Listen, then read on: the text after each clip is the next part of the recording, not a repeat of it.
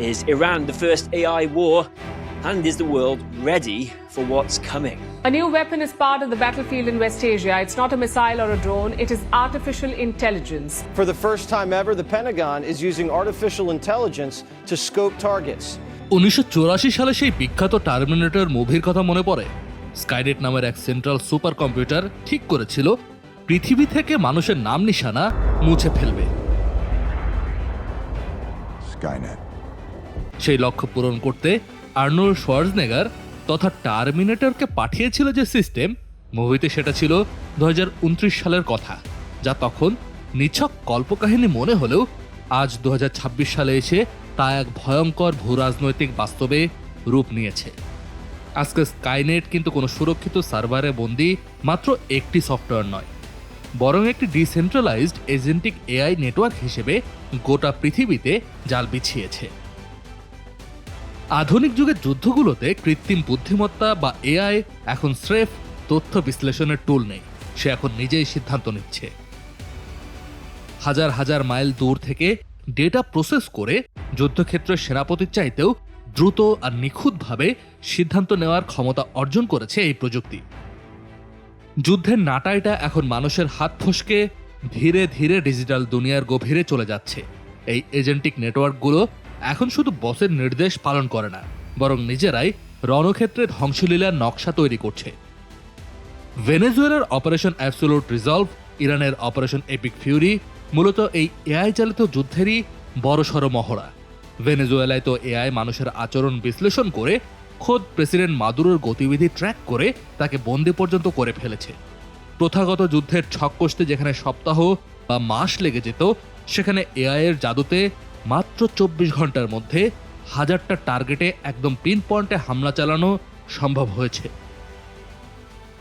সামরিক ভাষায় ওডালু, observe, orient, decide, act বলে সিদ্ধান্ত নেওয়ার যে একটা সাইকেল রয়েছে, সেটা এখন পুরোপুরি মানুষের নিয়ন্ত্রণের বাইরে।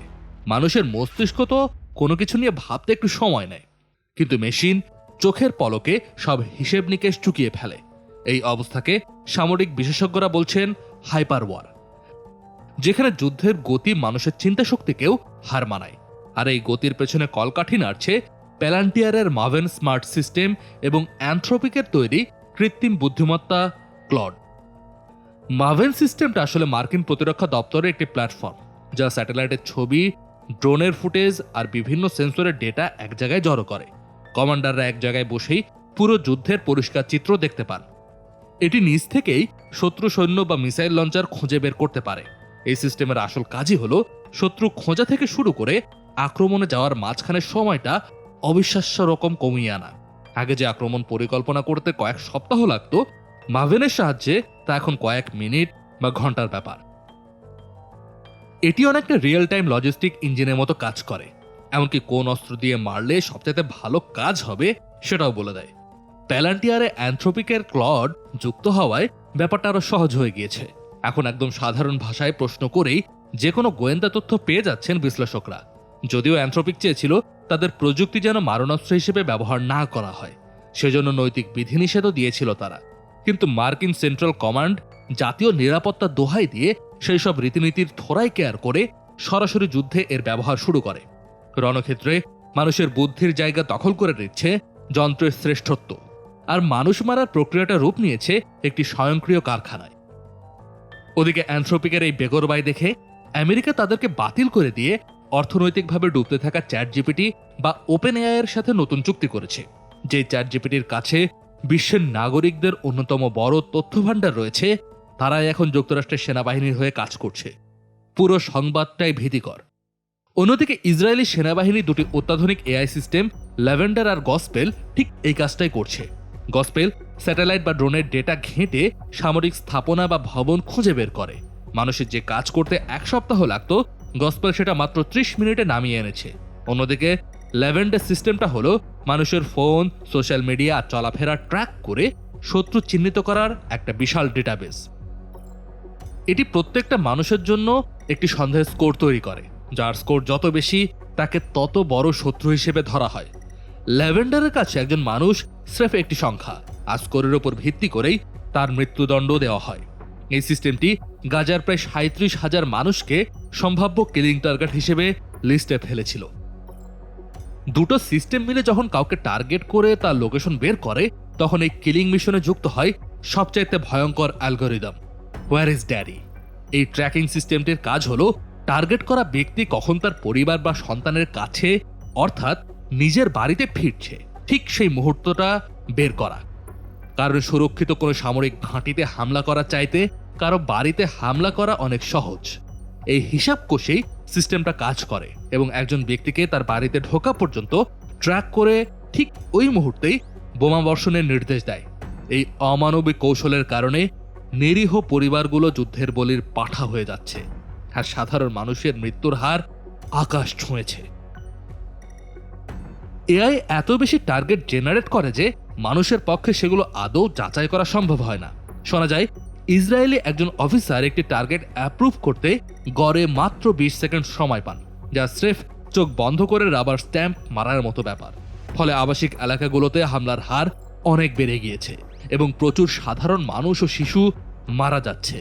মানুষের তদারকি এখন নিছক একটি কাগজে আনুষ্ঠানিকতায় পরিণত হয়েছে, কারণ মেশিনে দেওয়া এত বিশাল ডেটা যাচাই করে বাতিল করার মতো ক্ষমতা মানুষের নেই। This is wrong. This is too much power for one person.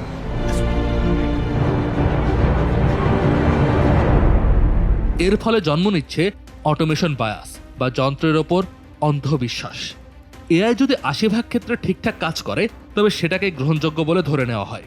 ল্যাভেন্ডারের ক্ষেত্রে এই সাকসেস রেট হলো 90%। তার মানে প্রতি 10 জনে একজন নির্দোষ মানুষ মারা পড়ার সংখ্যা থেকেই যায়। তারপরও অপারেটররা চোখ বন্ধ করে মেশিনের সিদ্ধান্ত মেনে নিচ্ছে। হামলায় নিরীহ মানুষ মারা গেলে কেউ দায়ভার নিতে চায় না। সবাই এক বাক্যে বলে, সিস্টেম তো এটাই রেকমেন্ড করেছিল। এই গতির প্রতিযোগিতা আমাদের ঠেলে দিচ্ছে এক অনিয়ন্ত্রিত ফ্ল্যাশ ওয়ারের দিকে, যা হয়তো মানুষের কিছু বুঝে ওঠার আগেই শুরু হয়ে যাবে। সবচেয়ে বড় ভয়ের জায়গা হলো যখন এআই সিস্টেমগুলোর হাতে পারমাণবিক অস্ত্রের কন্ট্রোল চলে যাবে। বিভিন্ন সিমুলেশনে দেখা গিয়েছে 95% ক্ষেত্রে কৃত্রিম বুদ্ধিমত্তা যুদ্ধের চূড়ান্ত সমাধান হিসেবে পারমাণবিক বোমা মারার পথটাই বেছে নেয়। স্কাইনেট আর ভবিষ্যতের কোনো কল্পকাহিনী নয় এখন আর, বরং আমরা ইতিমধ্যেই এর প্রাথমিক কাঠামোর ভেতর ঢুকে পড়েছি। মানুষের জীবনের দাম এখন অ্যালগোরিদমের গাণিতিক সমীকরণের ওপর ঝুলে আছে। একটা সুপার এআই এর সামান্যতম ভুল কয়েক মিনিটের মধ্যে গোটা বিশ্বকে ধ্বংস করে দিতে পারে।